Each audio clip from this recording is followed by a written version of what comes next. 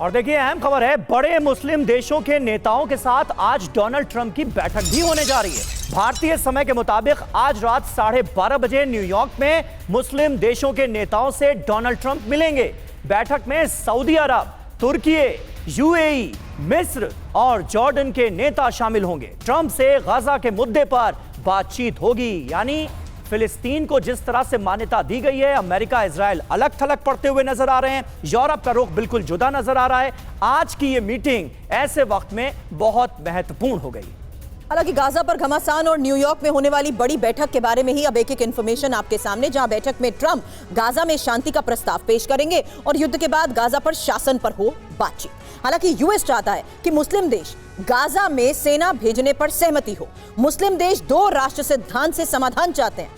हालांकि जो बड़ी खबरें अभी फिलहाल सामने आ रही हैं, बैठक में कितने देश शामिल हैं, फिलहाल यही इंफॉर्मेशन आपके सामने, जहां सऊदी अरब, संयुक्त अरब अमीरात, कतर और साथ ही मिस्र, जॉर्डन और तुर्की के साथ साथ इंडोनेशिया, पाकिस्तान इसमें शामिल बताए जा रहे हैं। क्विक अपडेट मनीष आज होने वाली इस बैठक के बारे में, और जो सवाल मैंने आपसे पहले भी किया था, 7 अक्टूबर 2025 से पहले इजराइल का ये रुख और कितना स्ट्रांग हो सकता है, क्योंकि हमास को लेकर इस वक्त फिलिस्तीन को लेकर आ रहे फैसले भी क्या एक बड़ी वजह साबित होंगे? देखिए, इसमें कोई दो राय नहीं कि प्रधानमंत्री नेतन्याहू पूरी ताकत लगा देंगे फिलिस्तीन के खिलाफ इस अंतर्राष्ट्रीय समर्थन को रोकने के लिए। अब सवाल है कि वो कैसे करेंगे। तो प्रेसिडेंट डोनाल्ड ट्रंप आज अरब के नेताओं से बात कर ही रहे हैं, ये भी उसी प्लान का एक हिस्सा आप समझिए। लेकिन इसके बाद भी अगर बात नहीं बनती है, तो जैसा मिलिट्री स्ट्रेटजी में होता है कि आप किसी एक जगह पर प्रेशर पॉइंट को डाइवर्ट करने के लिए कोई दूसरा मोर्चा खोलते हैं, हो सकता है कि इजराइल कोई नया युद्ध का मोर्चा अगले 1 हफ्ते के भीतर खोल दे, इतना बड़ा कि उसके बाद पूरी दुनिया को लगे कि फिलिस्तीन की बात में करते हैं, पहले इसको सुलझाया जाए, क्योंकि इसी के बारे में उन्होंने संकेत दे दिया है। मुझे लगता है यही सबसे सही समय है कि अगर हमास को फिलिस्तीन की 1% भी चिंता है, तो उन्हें तुरंत ही सभी युद्धबंदियों को रिहा कर देना चाहिए।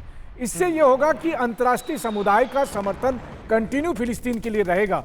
वरना हमें नहीं भूलना चाहिए कि इस इजराइल को 7 अक्टूबर को हुए हमास के नरसंहार के बाद कितना अंतर्राष्ट्रीय समर्थन था, लेकिन फिर इजराइल की कार्रवाई ने वो समर्थन खत्म कर दिया और फिलिस्तीन के पक्ष में या कमोबेश के तो हमास के लिए भी एक जस्टिफिकेशन लेकर आ गया था। तो हमास को तुरंत ही सभी युद्धबंदियों को, अभी बंदियों को रिहा कर देना चाहिए जिनको उन्होंने पकड़ कर रखा है, जो भी बचे हुए हैं, और उसके बाद आगे की कार्रवाई में इजराइल कोई भी अटेंशन डाइवर्ट करने की कोशिश करेगा तो अंतर्राष्ट्रीय समुदाय उसे दबाव डाल सके।